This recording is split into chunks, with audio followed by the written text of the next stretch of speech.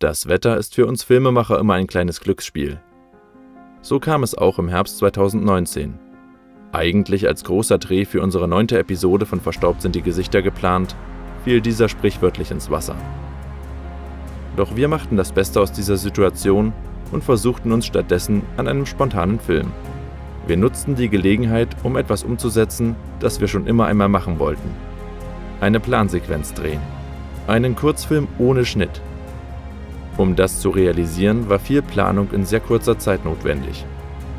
Nach der Besichtigung des Drehortes begannen die konkreten Vorbereitungen. Zu unserem Glück zeigten die Komparsen eine große Einsatzbereitschaft. Sie machten sich daran, das Gelände für den Dreh herzurichten. Unsere militärhistorischen Berater begutachteten danach die Darsteller. Jedes Ausrüstungsteil sollte in den zeitlich abgesteckten Rahmen passen.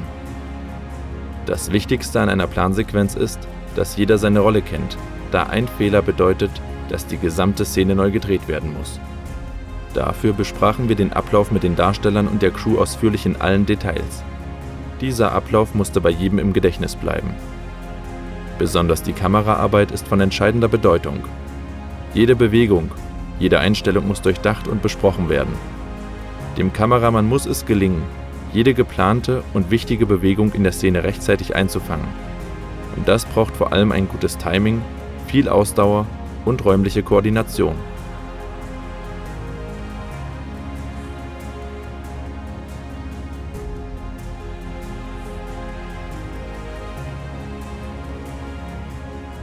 Gerade im Wald birgt dies natürlich auch ein gewisses Verletzungsrisiko. Höchste Vorsicht war geboten. Auch die restliche Crew muss sich den Bewegungen der Kamera anpassen. Läuft zum Beispiel der Tonmann ins Bild oder einer der Darsteller nimmt einen falschen Laufweg, muss die gesamte Sequenz wiederholt werden. Wenn alle Abläufe stimmen, kann es gelingen, einen Film ohne Schnitt zu drehen. Zumindest fast ohne Schnitt.